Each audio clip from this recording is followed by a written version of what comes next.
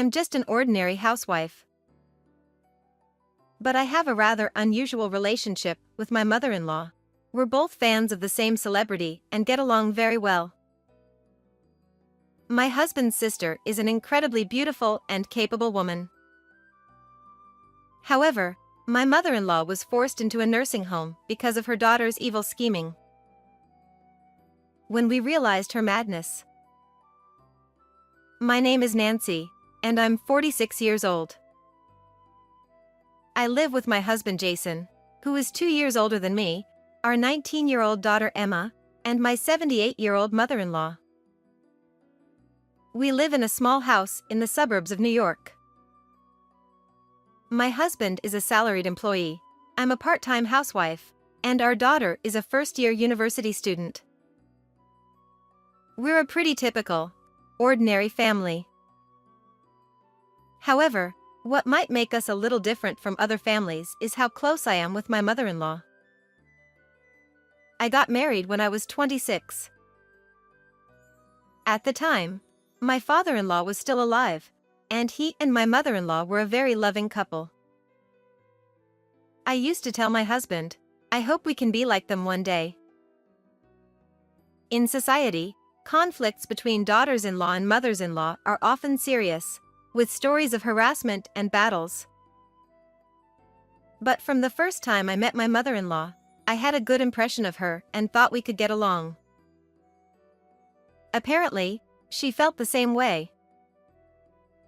Actually, right after we started living together, there was a decisive event that brought us closer.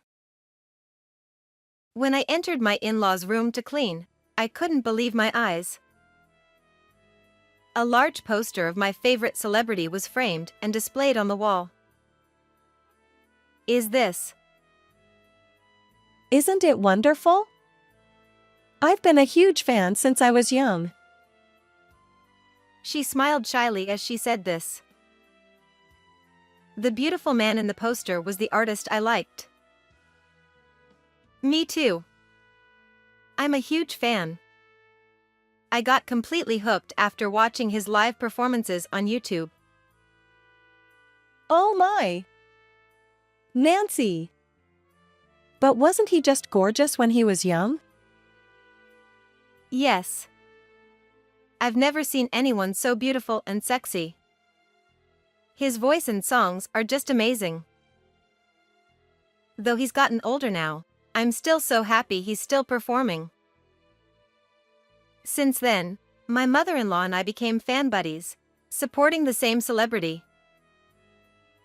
She showed me her collection of treasures, CDs, photo books, fan club newsletters, and we'd get excited watching TV programs together. My father-in-law and husband would look at us with exasperated expressions. Our daughter was born, and we spent peaceful, happy days. But in our 15th year of marriage, my father-in-law passed away. He had been suffering from liver problems and had been hospitalized a few times. It was cirrhosis of the liver. I told him so many times to cut back on the drinking.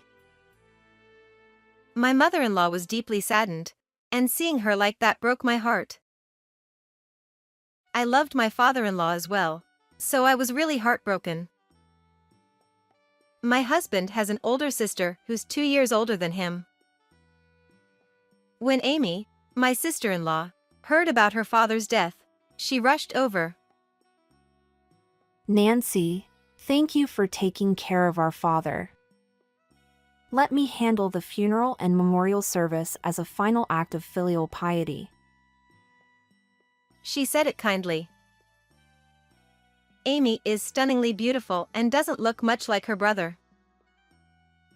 We'd met a few times, including at our wedding, and each time I thought, what a beautiful person. Amy handled the funeral arrangements perfectly. Not only was she beautiful, but she was also incredibly competent. She efficiently attended to the guests, sought cooperation from older relatives, and gave clear instructions, making sure everything went smoothly. Though it may sound inappropriate, Amy, in mourning clothes, presiding over the ceremony, looked like a queen. All my mother-in-law, my husband, and I had to do was mourn. She's amazing. Everything's perfect. My husband responded softly. Yeah. She's always been perfect. He had a somewhat complicated expression on his face, perhaps because he had been compared to his perfect sister since childhood. It's probably easier because they're siblings of the opposite sex, but if they had been the same gender, it might have been more painful. However, only Emma, our daughter who had just entered middle school, said, Aunt Amy is kind of scary. And stayed away from her. Since my father-in-law's death, Amy started visiting the house frequently. Because her parents had such a good relationship, I thought she was worried about her mother being left alone. Amy always brought thoughtful gifts like sweets from famous or trendy stores, and I thought, people who are capable even have great taste in gifts. She was always considerate towards me as well. I feel bad leaving everything to you since I got married and moved away. If there's ever anything troubling you, please let me know. I'll help in any way I can. One day, I saw Amy cleaning the top of the shelves in the kitchen. Oh, I'm sorry. Amy.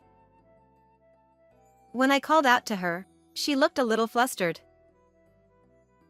You and Mother are both petite, so cleaning up here must be difficult, right? Let me know if you need anything. I'm happy to help. Looking back now, she might have been searching for something, but at the time, I thought she was just being kind. Amy was also kind to my daughter, Emma. Emma, why don't we go shopping for clothes together sometime? I've always dreamed of shopping for girls' clothes, but I have 2 sons. But my daughter coldly responded, I don't really like girly clothes, and they don't suit me. What? But you're so cute, Emma. You always wear pants. You'd look even cuter in more feminine clothes. Do girls have to be cute? That's such an old-fashioned way of thinking, Amy. I turned pale at Emma's words. Emma. Why would you say such a thing? I scolded her, but Amy smiled beautifully. It's fine. It's a tough age. I'm sorry, Emma. But I saw her glare at Emma with a fierce look for just a moment. I remembered Emma saying at the funeral, Aunt Amy is scary. One day, Amy said to me, Mother still has that poster up, huh? She's a bit old for that, don't you think? Oh, really? Actually, I love him too. My mother-in-law and I are fan buddies. What? Isn't he an old man by now? He's about the same age as Mother, right? Yes, but his old performances are still so wonderful. His voice and songs are amazing, and I just love him. Lately, I'm so happy I can watch his old performances on video sites. Amy gave me a look I had never seen before. With a slightly twisted, strained expression, she said, How weird. I didn't understand what she meant by that.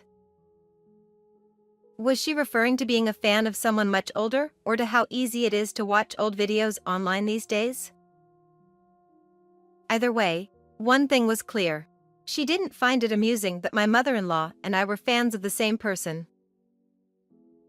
Amy used to visit every 2 weeks, but gradually, her visits became less frequent, and now it's been over 6 months since we last saw her.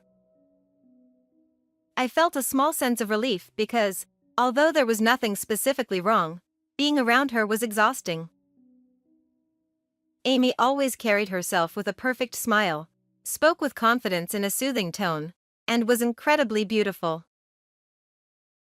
You couldn't find any fault in her, and if I dared to say anything negative about her, people would probably think I was just jealous. I believe my husband, mother-in-law, and I all felt some relief when Amy stopped coming over. It's hard to explain, but she carried an air that didn't allow for any disagreement, as if her perfect, beautiful self was always right. Although she never explicitly said such things, her presence made you feel that way. Only my daughter, Emma, seemed to openly express her feelings. I'm glad Aunt Amy doesn't visit anymore. When she's around, the air just feels heavy. Since I work part-time, my mother-in-law takes care of most of the housework, like cleaning and laundry. But one day, while bringing in the laundry from the second floor, she slipped and fell down the stairs, breaking her leg. When I came home from work, I found her lying at the bottom of the stairs. I panicked and immediately called an ambulance. What a mess. But at least you came home just in time. Despite her cheerful smile, the whole family was shaken. Even Amy rushed to the hospital. Mom's getting older, and if something happens when she's alone, it could be serious. While her concerns sounded genuine, I couldn't help but feel she was blaming me indirectly. Amy visited the hospital daily, and whenever I went to see my mother-in-law, she was always there. One day, Amy said, I've been worried about this situation, so I started looking for a good nursing home for Mom. "What? That's a bit sudden." I had never even considered putting my mother-in-law in a nursing home, and Emma immediately protested. What are you talking about? Grandma doesn't need to go to a nursing home. She'll be fine once her leg heals. I understand your feelings, Emma, but Nancy works part-time because of your school fees, right? I can't always be here to help, and having her in a proper facility would put everyone's mind at ease. It would also be less stressful for Mom. Emma seemed lost for words, and Amy looked at her with a hint of pity. Then I'll work more. I'll pay for my own school fees. That's not practical. You'll lose focus on your studies. What's the point of going to university, then? While Jason's income wasn't unusually low, Emma was studying to become a vet, and the tuition was high. I'll cover the admission fees. After all, my brother has taken care of Mom until now. I've found a wonderful home, and you should go visit it. She handed me a pamphlet. I couldn't help but ask my mother-in-law, "Is this really what you want?" Yes, I've been quite a burden lately. Maybe Amy's right. It's better to think about the future. I turned to my husband. "And you're okay with this?" Well, if Mom feels that way. I couldn't believe Jason was just going along with whatever Amy said. You'll feel better once you've seen the place. It's an excellent facility. She smiled warmly, and I reluctantly said, "Fine, we'll visit it on our next day off and then decide." Amy works as a private distributor of health and beauty products. She buys them at member prices and sells them at full price for profit. With her beauty and talent, Amy seems to have quite a significant income. When someone as stunning as Amy recommends health or beauty products, it's hard not to be drawn in. Plus, she's articulate, so it's no surprise her sales are doing so well. But is it really okay to let her cover all of Mom's nursing home fees? Doesn't my husband feel any sense of responsibility as a son or even as a man?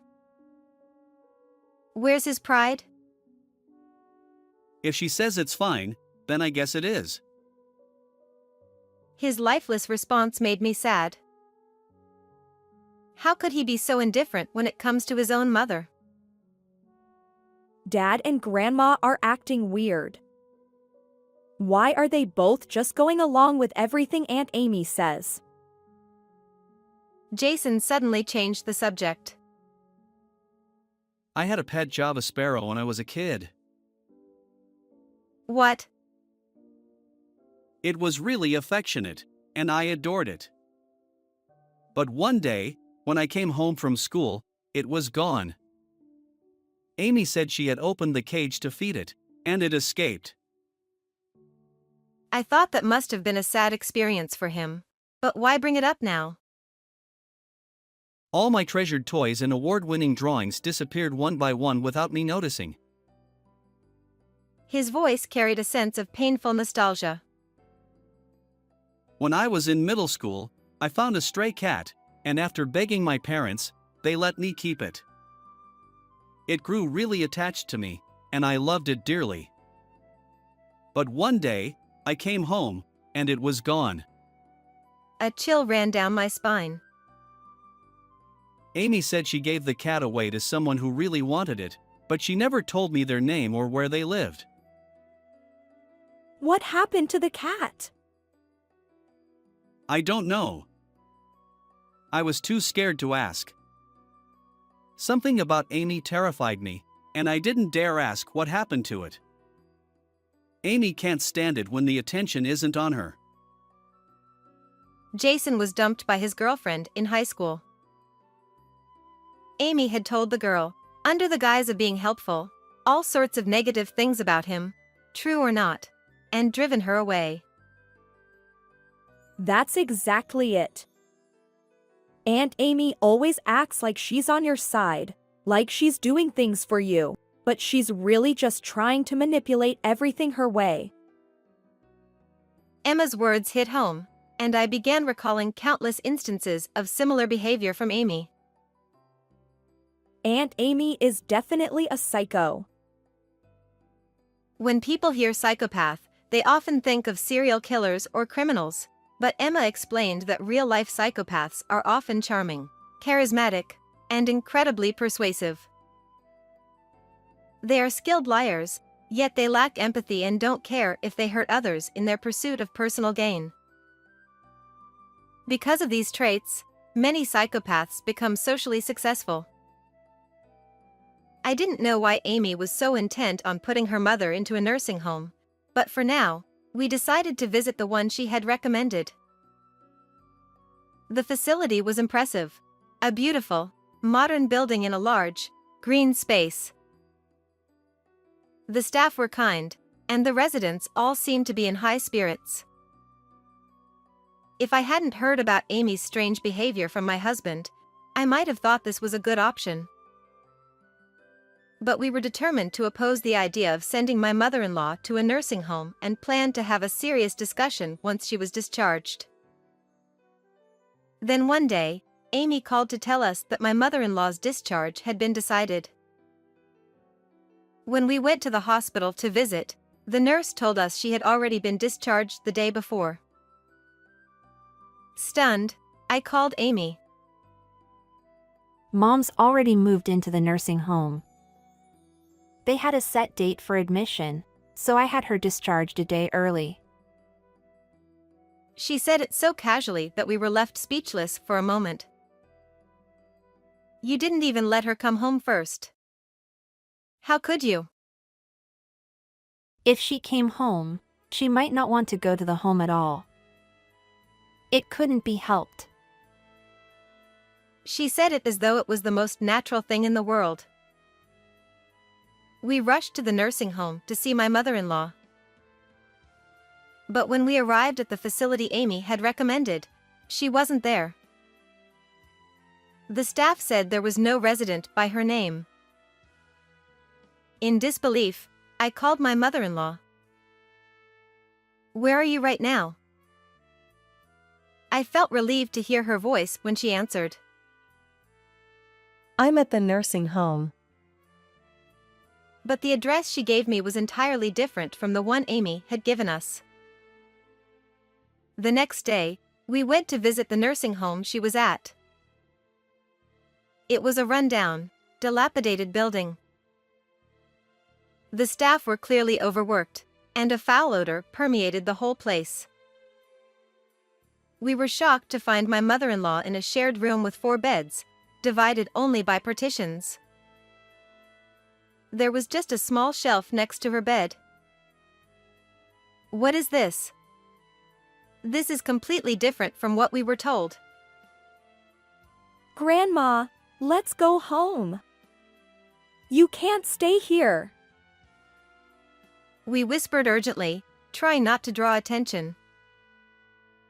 Then, my mother-in-law told us the awful truth about Amy's schemes. She was manipulating people for her own gain, with no regard for the harm she caused, even to her own family. We had finally realized just how dangerous Amy was. But we weren't going to let her control us any longer. We had to stand firm and fight back against her psychopathic manipulations. With my husband finally freed from his sister's influence, we all gathered to plan our next steps. We learned something crucial from the nursing home staff. My mother-in-law was only there for a trial stay and hadn't signed any formal contract. Amy had tricked both us and the hospital, showing us an impressive facility to lower our guard, then moving my mother-in-law into a different home. All right, let's put the plan into motion. That day, my mother-in-law called Amy, following my lead. "Amy? I hate it here. I want to leave. I want to go home." She cried as she pleaded, and it wasn't an act. The thought that she truly wanted to return home made my heart ache. Is that so? Well, then you'll have to tell me where the deed to the property is kept. That's the condition. Okay. I'll tell you if you get me out of here. Don't lie to me. If you try to trick me, there will be consequences. Amy didn't know that my husband, daughter, and I were all by my mother-in-law's side. Her voice, playful over the speaker, made her seem even more unhinged, sending a chill down my spine. Just a few minutes later, my phone rang. It was Amy. Mom called me crying, saying she doesn't want to stay in the nursing home after all. Oh, how exhausting old people's whims can be. But I suppose if she's that upset, there's nothing we can do. Nancy, could I trouble you to go pick her up? Her tone was so considerate, anyone would think she was a loving daughter concerned for her mother. Knowing nothing of the real situation, you'd never guess her true nature. I agreed and notified the home that we were ending the trial stay. Then, I brought my mother-in-law back home. She was overjoyed to return after 3 months. I couldn't help but laugh when she immediately ran to her room and greeted the posters on her wall with a cheerful, "I'm home," without a second thought. The next day, Amy came to our house. We suddenly left her and my mother-in-law alone and watched from a distance. The deed is in a safe deposit box at the bank. Her voice was faint, almost trembling. Is that so? And where's the key to the box? That was my cue. We've already told you where the deed is, as promised. What? She was visibly shocked by my sudden appearance. I'd never seen that expression on her face before. The condition for getting Mom out of the nursing home was revealing the location of the deed, right? We never agreed to tell you where the key is. What are you talking about? You can't get away with that kind of nonsense. Her eyes flared with anger. Nonsense? You put your own mother in a nursing home and blackmailed her for the deed. Unbelievable. My husband chimed in, emboldened by my stance. You said you were covering Mom's nursing home fees, but all you paid for was the trial stay. You thought she'd crack after a month there, didn't you? Our daughter, Emma, joined the confrontation without hesitation. And you showed Dad and Mom a fake nursing home to throw them off the trail, but we figured everything out. Amy, however, remained completely unfazed. Classic psychopath behavior. You're all so naive. What would you do if Mom died without telling anyone where the deed was? I've asked her many times, but she refused to tell me, and I couldn't find it anywhere in the house. Of course, I had to take measures to get her to talk. Her reasoning was absurd, but now I understood why she had been so keen on cleaning every corner of our house. It was all part of her search. Unable to find the deed, she had waited for the right opportunity to strike. So, when Mom broke her leg and was hospitalized, you saw your chance. You separated her from us, visited her daily, and convinced her it was for the best, didn't you? Oh, please. What are you even talking about? Conspiracy theories? You're all losing it. Her lack of guilt was astonishing, and she lied so effortlessly that anyone unaware of the truth would think we were in the wrong. My mother-in-law, looking down, finally spoke up. Amy kept telling me that if I moved into a facility, Jason, Nancy, and Emma would all be happier. That it was better for the family since I'm only getting older and more of a burden. That was cruel. Exploiting someone's feelings and love like that was unforgivable. Mom, you're not a burden, not at all. Yeah. Grandma, My mother-in-law's response, however, was a little unexpected. You're right. I really do prefer home. After staying at that facility, I realized I couldn't listen to music or watch videos whenever I wanted. Huh? It wasn't part of the plan, but her comment, lighthearted as it was, diffused some of the tension. Of course, Mom. We'll watch all those old videos together again. I played along, but Amy sneered. That's disgusting. You know, I didn't even know there was a deed, let alone land in the first place. Jason and I genuinely had no clue about it. That's why I said you're all naive. Grandpa had land, and when Dad passed away, he inherited it. The deed should have gone to him. Now that Dad's gone, only Mom and I know where it is. What if she died without telling anyone? She had a point, but her methods were so deranged that I couldn't accept it. I heard from our brother-in-law that you're in a lot of debt, Amy. What? This shocked me as well. Apparently, at some point, my husband had gotten in touch with his brother and learned about this. Amy's job had seemed to be going well, but it turns out she had been buying her own products to keep up her sales performance. It couldn't be helped. Maintaining sales performance is tough. If sales drop, I won't get a bonus, so I have to maintain it, even if I have to pay out of pocket. I wondered if this kind of unsustainable practice was even worth it. There's no way I can let some younger newcomer outdo me in sales. Now it made sense. Amy, despite being incredibly beautiful, was already 50.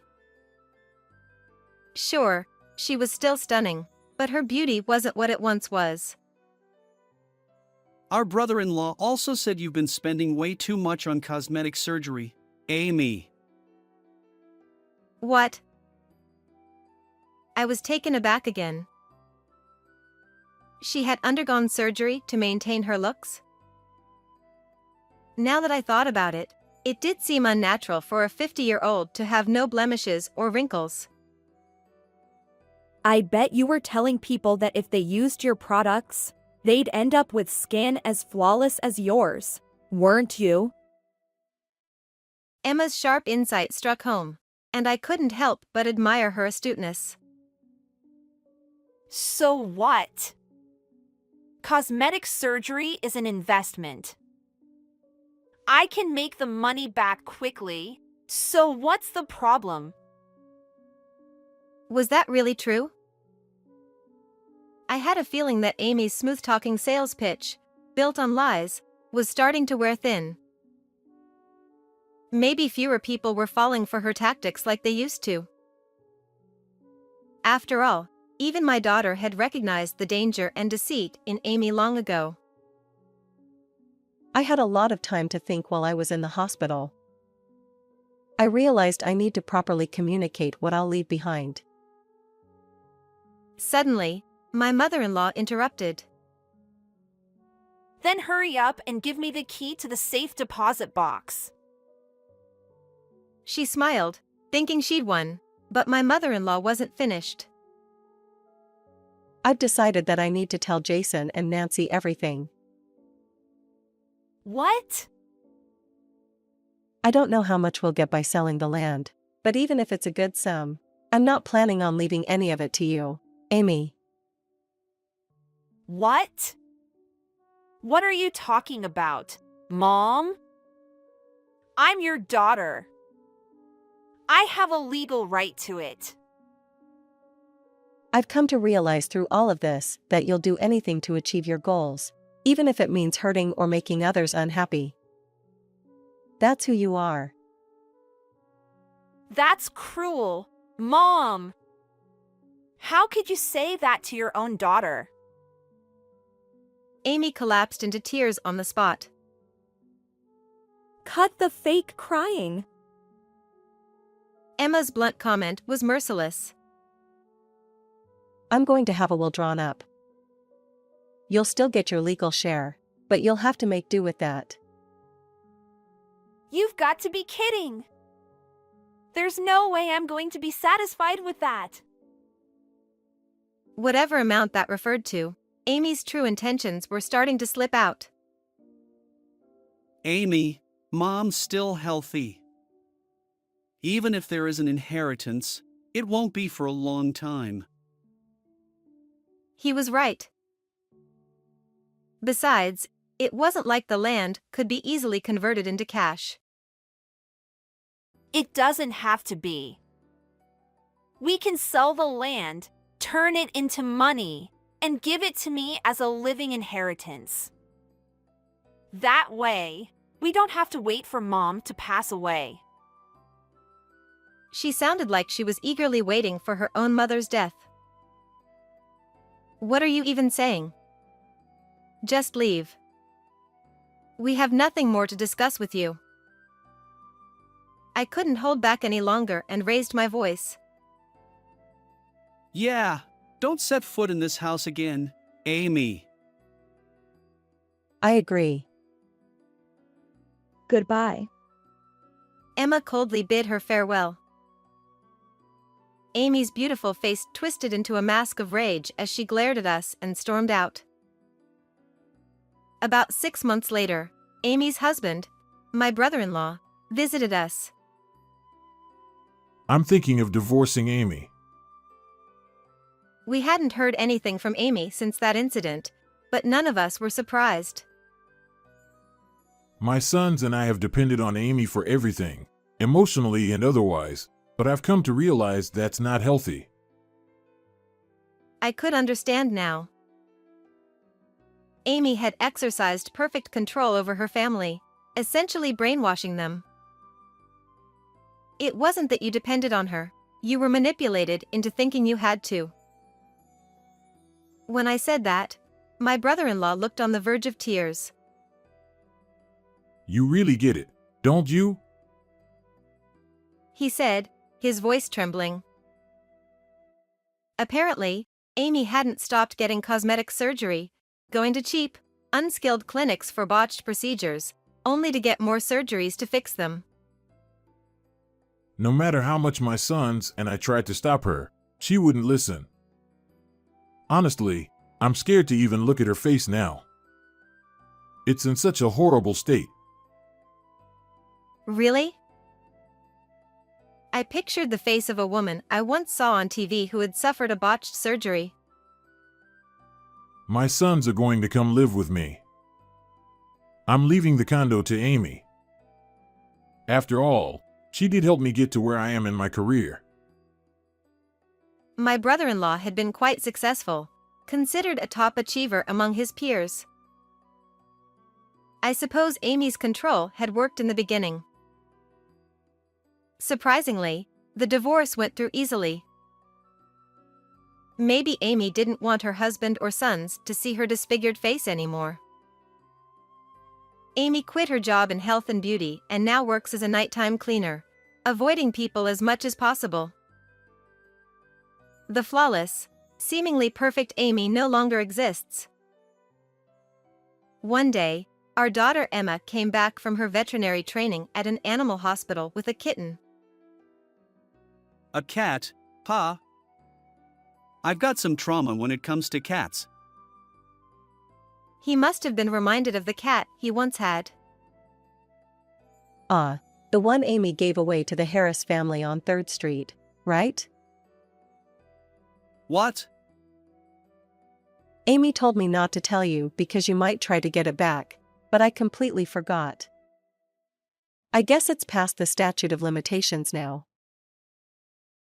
Jason and I exchanged glances. So, that's what happened. I see. That's a relief. Jason had feared the worst, and he seemed genuinely relieved. But the fact that he'd been led to think that way was due to Amy's manipulative, almost psychopathic behavior. Dad, you should name the kitten. Being asked by Emma, Jason happily started thinking of a name. Then, my mother-in-law chimed in. How about John? This kitten has such beautiful fur and is so elegant. It fits. It seemed the kitten's name would be John. By the way, everyone, I've been thinking of selling the land and turning it into cash. After all, I can't take it with me to the afterlife, and I thought we could all go on a family trip while I'm still here. Mother-in-law continued. And besides, the money could also go towards helping Emma open her animal clinic. Grandma, come on, that's still a long way off. But I'd be happy if that happened. Though caught off guard by the suggestion, Emma looked pleased. And Amy's sons are still students, so I'm thinking of formally handling things as a living inheritance. I think that's a great idea, Mom. It was wealth we hadn't even known existed. I thought it made perfect sense to use it in a way that would make the people still living happy. Nancy. Yes. Now, here's the real topic. Wait, that wasn't the main topic? I want us to go to next year's concert together. Something super glamorous. I wasn't sure what she was going to say, but of course, I was all in. Whether it's a concert on a luxurious cruise or a performance overseas, I'll go with you anywhere. We clasped hands and burst out laughing, while Jason and Emma looked at us with amused smiles, shaking their heads. How did you like today's story? Don't forget to hit subscribe. I'll see you in the next video.